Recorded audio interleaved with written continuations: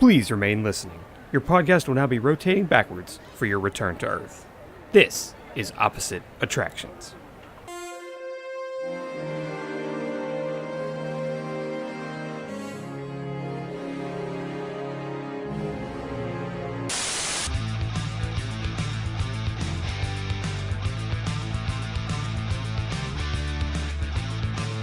Welcome to Opposite Attractions, ladies and gentlemen, the experimental prototype podcast of tomorrow. I am your host, Scottye Moore, joined as always by the extremely exhausted, I'm sure, after his lengthy studying abroad he was in Florida.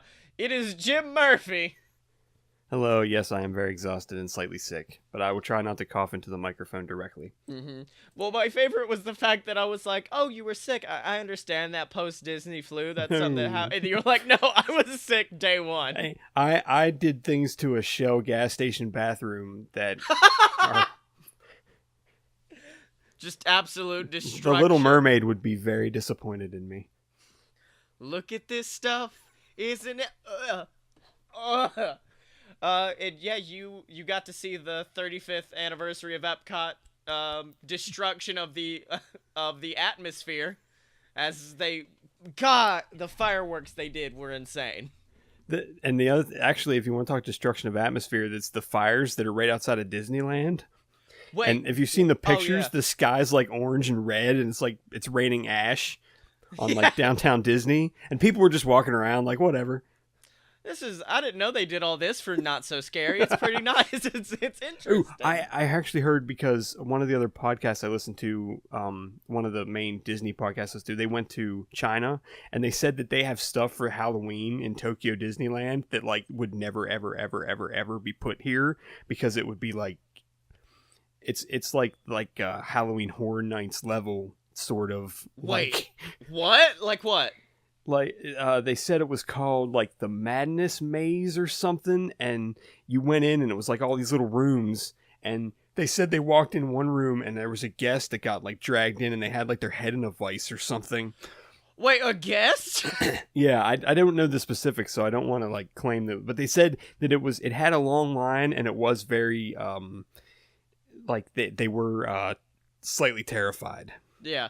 Well, I mean, yeah, Tokyo Disney World is insane. Like, we've discussed this multiple times. Like, I watched the Jungle Cruise that they have out there, where, you know, normal Jungle Cruise is real funny back and forth. Like, all right, we're gonna make some jokes about the jungle, and you guys are gonna love it. Meanwhile, the end of, like, Tokyo Disneyland's Jungle Cruise is, you have been brought to the ruins of Kaal. Sacrifice one of yourselves on the mount, or else you will be consumed by Kaal and his minions. I think Tokyo is the one that's, like, owned by an outside company. I can't remember. Yeah. Which one? Because, yeah, I'm pretty sure it's the one with Disney Sea. Is owned by an outside company, and they go to Disney, and they're like, we have tons of money, make us something. Okay. And that's why like their Winnie the Pooh is awesome, and Mystic Manor's awesome, and the Pirates is crazy, and the Jungle Cruise is like 5 times better than anything we'll ever have. Yeah. That's why, because they just go, we have money. Here's money. And like they have the Journey to the Center of the Earth with like the crazy animatronic like lava monster. Oh shit, I haven't seen this. Yeah, that's a pretty long video ride. It's the ride track is sort of like a test tracky type thing where it's like you're in a car, but it's like stuck on the ground in a track, but it gets going pretty good speed, maybe not 65, but like in the 30s. Yeah. And you're like going up and down like little humps and stuff because you're trying to escape the center of the earth, and there's like lava, and yeah, it's pretty intense. Oh, well, my favorite thing about you talking about Tokyo Disneyland is you're like, they got Mystic Manor, they've got this amazing Pirates of the Caribbean, and Winnie the Pooh? The Winnie the Pooh, if you look up video for the Winnie the Pooh that's at Tokyo Disneyland, it is baller. It is amazing. What the hell? What is it? It's trackless, and like you go into scenes, and I think they're in like you're in like a 4 or you're like a 6 car like grouping, and you'll go into these rooms that are like fairly large, and you'll all go in different directions, and you'll start like it's almost like you're on a fucking teacup ride. Like you start spinning in all different directions, and then when you leave, like you might have went in the first car, you might leave being the 4th one. or the Oh, third shit. one. Like it's all like, yeah, you move around through the scenes differently, and like the animatronics are better, and like because really the Okay. one in Florida is basically like like an amusement park ride from like a state fair that's just a Yeah. little bit better than a state fair. I just love that you were just like, their Winnie the Pooh ride is so metal. I was like, what the fuck? It's like, like they walk, like you walk in, it's like Mad Max, except Pooh and Piglet are on the end of the thing. Yeah, yeah. Eeyore, Pooh would be Master Blaster. Eeyore strapped to the front of the cart, like, what a day. What a lovely day. Pulls off his tail and then stabs someone with it. It's like, holy shit, Tokyo Disney. You guys are nailing it. They have another thing for I think it's for Halloween. It's like a pop-up Avengers or like Marvel thing, and they said you go through and it's like Doctor Strange and the Guardians and Thor and the Agents of Shield, and it's like all together. And they said you walk into a room and you'll be like, oh, that door over there's the way out to the next room, and then suddenly that door goes away. Wait, what? And then there's like another door somehow, like through special effects, like some other door opens up somewhere else, and that's how you actually go to the next room. Like they completely change. Like you go into it, and it's like a complete surprise, like what's gonna happen. And like there's people in like costumes. Like Thor comes out, and he's like a person in a costume, and he's like, we got to do this thing, and like they have to be like improv everything. Dude, that's amazing. And there's probably more money wrapped up in that, and it's like only around for Halloween. There's probably more money wrapped up in that than there is like in anything in the on the States. Oh, 100%, because they were like, let's get every Marvel property. What? We don't even get one because Universal's stole them all. It is very sad. Like it makes me kind of like, I feel like at some point Disney's just going to go, we have a lot of money. Yeah. And we're just going to hand you a lot of money, and you're just going to take that Hulk coaster and you're going to paint it orange.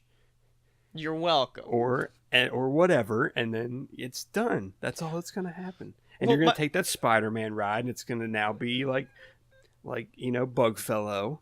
Or something. And here we go. This is Bugfellow facing his arch enemy, the yellow gobblegook. The yellow gobbledygooker.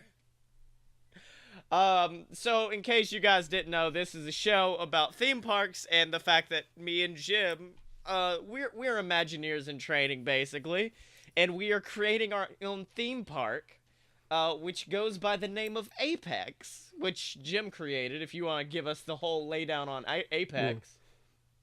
You want me to explain all of Apex? That basically the idea is that it is a superhero themed park where part of the park is heroes, part of the park is hero centric, part is villain centric, and then there's an area in the middle that is a quote unquote battle sort of area where I guess we've decided that rides would definitely be some sort of a split, like villain side / hero side.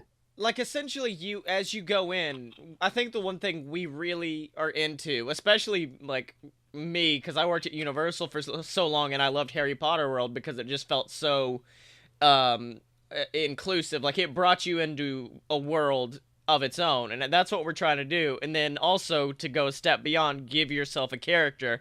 So you could be a villain, you could be a hero, who knows what you choose. But when you go into the middle section rides, it's basically like heroes to the left of me, villains to the right. Go in the correct direction. I mean, it's not, but I think we are also making sure it's not discriminatory to where only heroes go in here. You can go in either side, but we're trying our best to try to make the rides like kind of even. Yeah, that way no one will be like. You're gonna have to help me with my my dead person animatronic attraction. Oh, that you challenged me to come up with. So every week we have a different challenge. So we could challenge to make like a spooky ride or a water ride.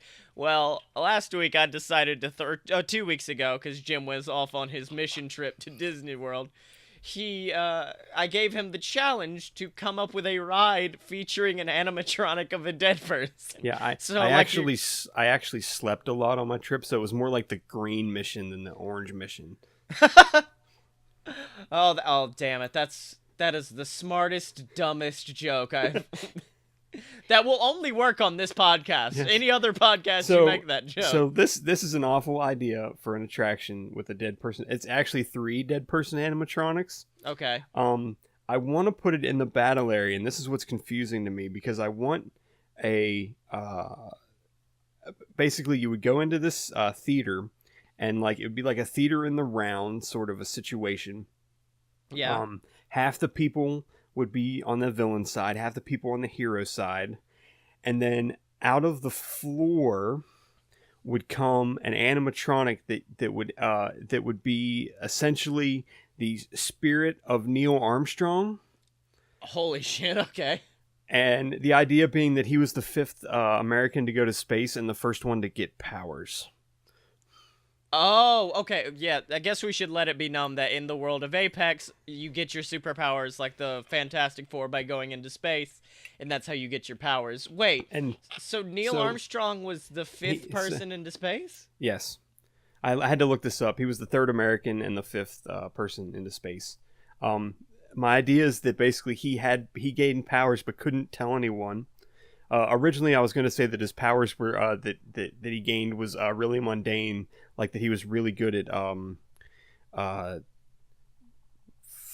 shit. What is the phrase I'm looking for here? He's really good at Minesweeper. No, it was worse than that. He was really good at knowing what a song was by hearing the beginning of it.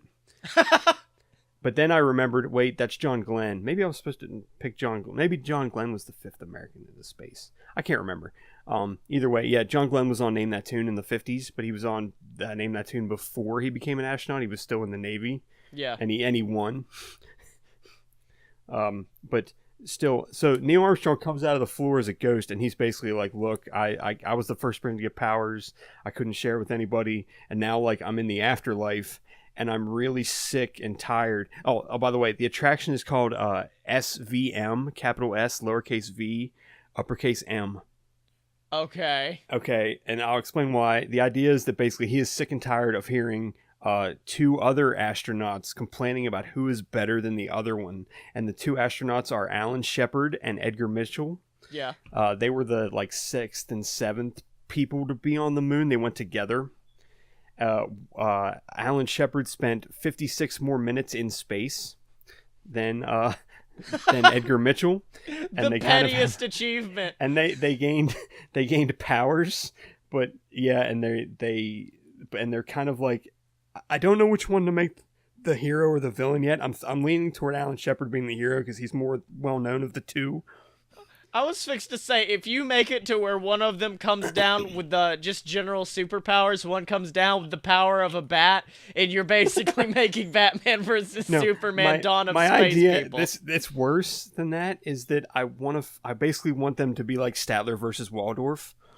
Oh my god! Where they're just crotchety, they're crotchety old men as ghosts, and they're just like throwing like shitty little barbs at each other about how one was a better astronaut than the other one. Yeah. But I need to find a way to make the crowd of people listening to this crap like battle to like if you go in on the villain side, like you're supposed to be like trying to help like Edgar Mitchell win, and if you go in on the hero side, you're trying to help Alan Shepard win this like battle of the celestial or like the spiritual old people. And I can't figure out a way to make this work. I originally thought if you put like a screen in between people that you could do some weird thing with like Buzz Lightyear style blasters where like it would be see-through but they could project stuff up. Or I thought that maybe it would be a little different where if you'd walk in and you could like opt in to the like fight. Yeah. And you didn't have to do it. Like if you're like a littler kid or something, but like the seats would somehow move and it would be like you were part of like some machine that each guy was like controlling somehow, and they would be like attacking each other. Mm-hmm. I don't know. Well, I just like the idea of these 2 idiots, of these 2 guys like making fun of each other for like 10 minutes while everybody else like battles somehow. Yeah. Well, I've got 2 ideas. One, you can make it like just a straight up show where basically, like at the end of Muppet Vision, where they come out with the big cannon and then shoot it. It's something like that, except instead it is a 4D experience, so they keep shooting like You could say it's acid or something, and they've created weapons to shoot at each other, and it's just making the crowd messy. And it's just this fun little, dumb little 4D show you can go to. That's idea 1. Idea 2 is even dumber, and it is, and it is that basically Neil Armstrong or John Glenn or whoever the hell is the orator in this meeting of the minds is just like, we will solve this the only way that I know how. Do do do do. And then begins. Oh, damn it. I was originally just going to say it was going to be a quiz show about Apex, so whoever knew more Apex trivia was going to win. So essentially, it'd be like if at Disney World you had a Disney quiz show. No, and then whichever side of the crowd gets it more right is going to get a point. That was my initial plan, but now I like the idea that basically, like you said, you can either opt in or opt out, and you will get picked from the audience. Well, they did do Who Wants to Be a Millionaire play at Disney for a couple years, where they gave out like cruises and stuff if you went the whole way. Yeah. Well, no, my new plan is now, because apparently to fit in with Neil or whatever our main guy's superpower, it is now named that tune, Heroes versus Villains. Well, yeah, John Glenn went on Name That Tune, but he, like I said, he did it before he went to space, so that didn't really work out. And I was trying to think of something really stupid that his superpower could be, that he could easily hide from the public for like the rest of his life. I like the idea of it being a game show, though. So instead of him being like, instead of him having the power to always know, like, the music, how about he always has the power to be able to easily guess the answers to game show questions? And because of this, he is now a game show host, because they won't let him on as a contestant because they know he'll instantly win. So then what would the ghosts, what would Alan Shepard and Mitchell's powers be? I don't know what their powers are at this point. I think because they're so old, their powers have gone downhill, so now they're just they're also dead, but they had to have real life powers. Maybe they don't have them in the afterlife. Yeah, you don't have them in the afterlife. That's the big deal, and that's why they're like, and now we need you to fight for us in this trivia. In bar trivia. Yes. Yes. It's not even about Apex. It's just like, hey, do you know who won the PGA Open in 2009? It's like, what? Who cares? It could just be general superhero trivia or something like that. Ooh. Because I had the idea of like, if I don't know if they could pull this off, but do something kind of like Monsters Inc. Laugh Floor, where they have like guys backstage that do the voice, that voice each of them, and they just roast each other. Oh, that's what. Well, no. And they put sound like basically whoever gets the bigger laugh wins. Oh no. I like the idea that they roast the crowd. They're making fun of people in the other, like, either the villain is making fun of the hero's crowd, and then the hero's making fun of the villain's crowd. And then, I mean, you can't exactly have it be like, who made fun of the other team better. So I guess when it comes down to the end of it, there needs to be some kind of just like, you're right, we're both awesome, and fuck these people, and then they go Well, back I thought it could be random, like Cars Land's Racers. Oh, okay. Where That's it's not just bad. It randomly picks a winner. You don't know what side you're going to be. You don't know if you're going to be on the villain's winning side or the hero's winning side until the show's over. Okay, I like this idea. You just have two old people come out and roast you. And whoever, Neil Armstrong is voiced by the same person that does the voice of Roz from Monsters, Inc. That's one small step for man, Wazowski. One small step. You put that moon rock back where it came from, or so help me. Dude, I love the Roz. The Roz is like the best character in that movie. Just and for the laugh floor, just I've taken the liberty of making a what is it? What the fuck was it? It's like a greatest hits or something. Or a highlight reel. I've taken the liberty to make a highlight reel to share with the crowd.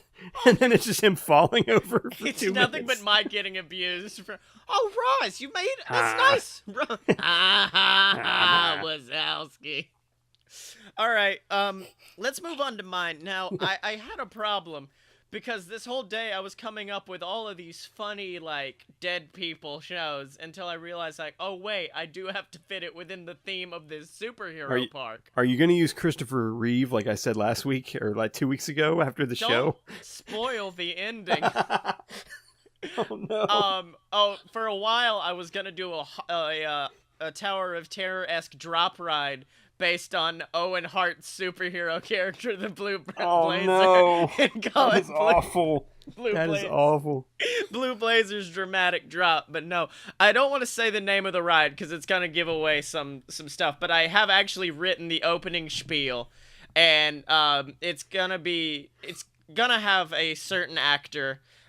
This actor is not dead. It's actually revealed that he's undead, but Oh, no.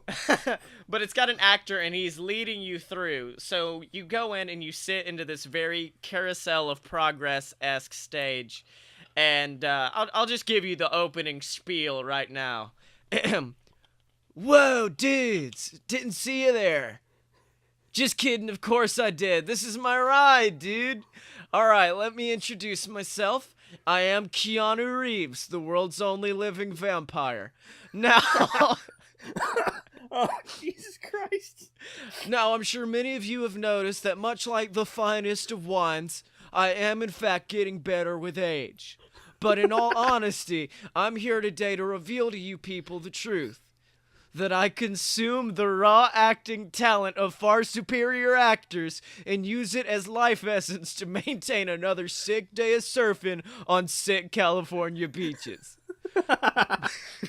But, as bitchin' as it was to spend my days ripping up the tide and acting in such hit films as Point Break, a film where I basically just surf for 2 hours, I realized that people are getting a little pissed that I was able to live on while their favorite actors died.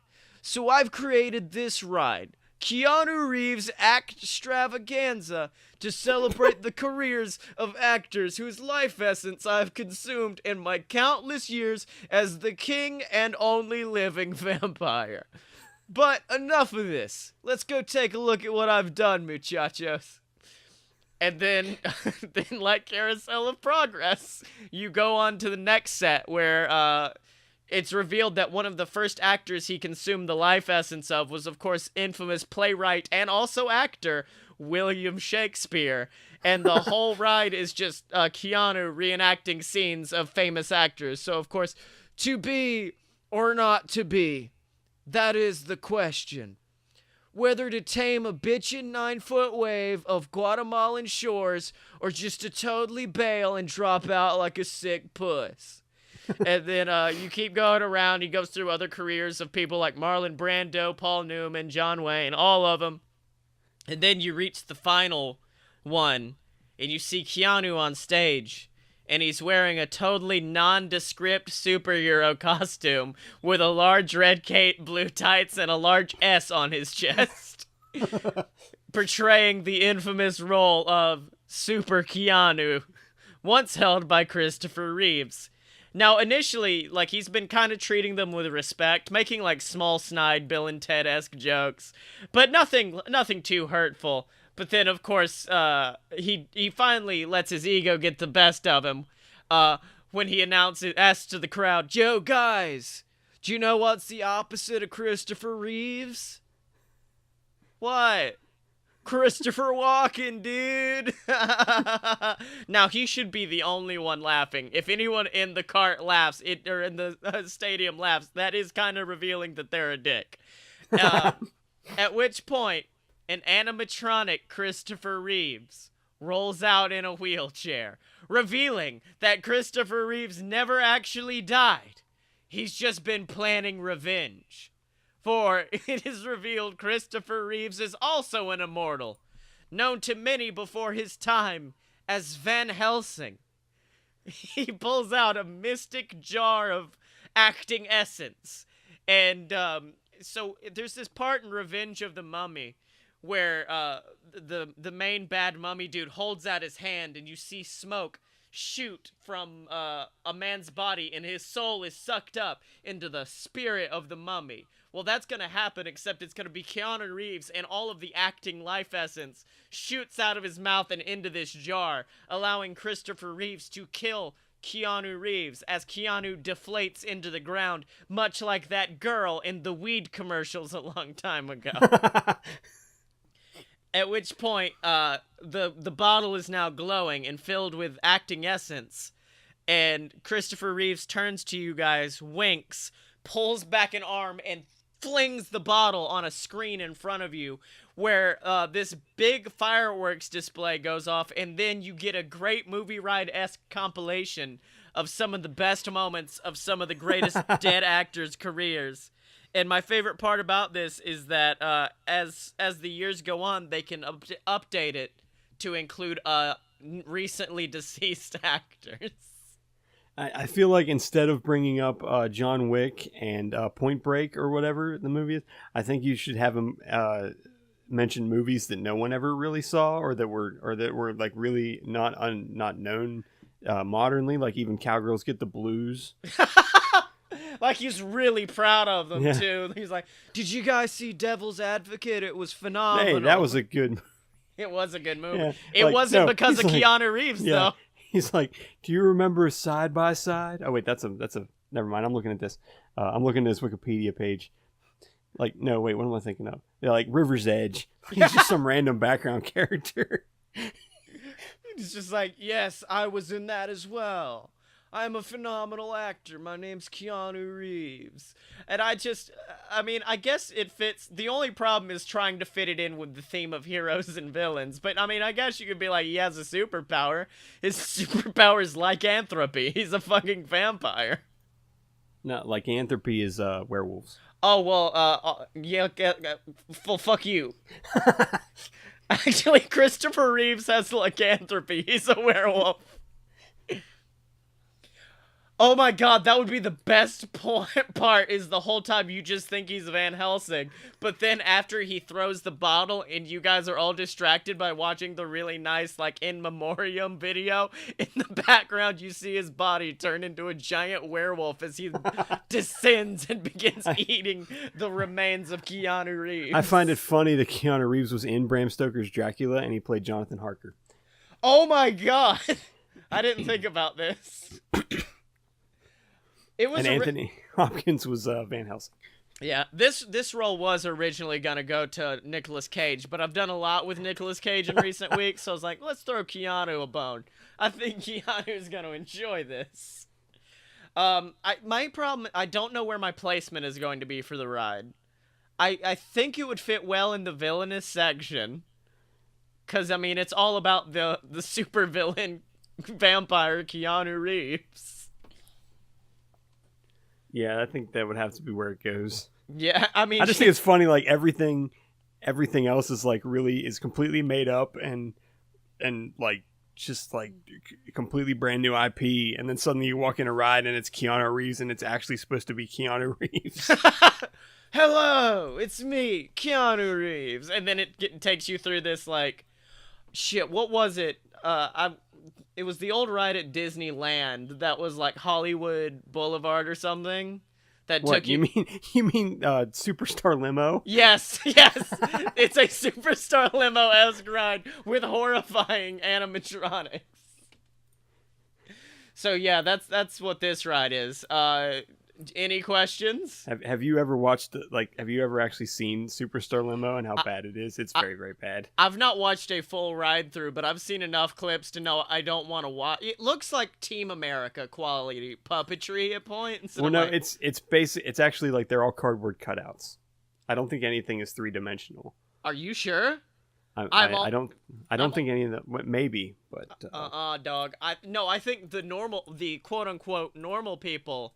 The little people like you and me, those are cardboard cutouts. But I think like the Drew Carey's... No, there is a Whoopi Goldberg that is horrifying. Oh, look at the Drew Carey one. The Drew Carey model is pretty rough too. In fact, they're all pretty rough. Let's see. I'm typing this into Google right now because I need to see a picture. Oh yes, I know. I've seen that picture. Holy crap! Yes. He looks like one of the characters from Dinosaur. Oh my god, he does. But the only thing is, this ride is not going to have all of these different actors. It is literally just Keanu Reeves. That was also a Disney property. Oh, yeah. I know. During the Osborne Family Spectacle of Dancing Lights, when it was at Hollywood Studios, one year they put the baby puppet that they used for the parade they did for Dinosaur in one of the windows on New York Street, and they put like a Santa hat on it and lights around it. They just hid it in one of the windows. Oh my God, that's great. Apparently the best thing about that parade thing show was like the family of the dinosaurs was on the top of this float, and underneath the float were like cave girls in like very skimpy like loincloths, like dancing, like cage dancing. Oh, my favorite thing about recent animatronics. Have you read where Ellen is trying to campaign to get her animatronic back from the Ellen's universe? That would be amazing. It'd be like just in the background on her show. Well, she was talking about it, and she goes, somebody commented and said that they believe it's currently being used as a pirate on Pirates of the Caribbean, which made me go, I have to ride Pirates of the Caribbean right now. So Jim, I think we have done it. We've created 2 new rides for this giant-ass theme park. You know, the bad thing is, when people do finally visit Apex, because it's obviously going to be a real thing, one day they're going to be walking and be like, you know, there really seem like there are 2 similar rides for each time. All the rides seem to have a lot of counterpoints. So yeah, Jim. That's what heroes and villains are about, counterpoints. Exactly. So Jim, what is our challenge for next week? I gave the dead people challenge. I've decided after spending a week in Walt Disney World that I feel like our challenge should be a nighttime spectacular of some form or fashion. Oh snap. Okay, so we like whatever would be like the thing that would close the park down. Like it can be a fireworks thing, like obviously something with like some kind of story, I guess, that we could tie into the park, or it can be like a theater in the round, like Phantasmic sort of a thing, which would probably be better for this. Something like that. I was just thinking like, what if the heroes and villains had different things? So on the villain side, it's just, wow, the villain side just keeps lighting up. Are those fireworks? Oh, those are gunshots. We do not need to be here. So, Jim, where can they find you on the internet? Oh, God. I am on Twitter at Apparently Smart. You can see I haven't posted a lot lately, even though I did spend a week in Florida. I did post a picture of my Halloween costume that I wore for the Mickey's Halloween party, where I dressed as a red tag card, and they handed me a red tag card, and they didn't realize what they were doing. Oh my God, that's so good. And of course, you can find me on Twitter at ScottyMo. That's SCOTTYEMO. You can buy my book on Amazon. It's called Queaselcorp, QUEZALCORP. Make sure to check out the Queaselcorp podcast, where I read out the audiobook and we discuss writing theories. And it's actually about to become a D&D podcast as well. All that can be found in addition to this and all the other great BS Network shows on a load of pure BS.com. We got shows on there like Fight Boys, my pro wrestling podcast, A Load of BS, where me and my buddy Blake, we basically just talk shit for a very long time. Jim's been on it a few times. Of course, you can find us on the internet at opposite-attractionsshow.com. It's just opposite-attractions.com. There's no show. Oh, damn it. I know you shows mess it up. Shh. Opposite-attractions.com. Don't. Just edit. It's fun. No, it's okay. No. And of course, you can find us both on Twitter at OppAttShow. That's OPPATTSHOW. Are you down with OPP?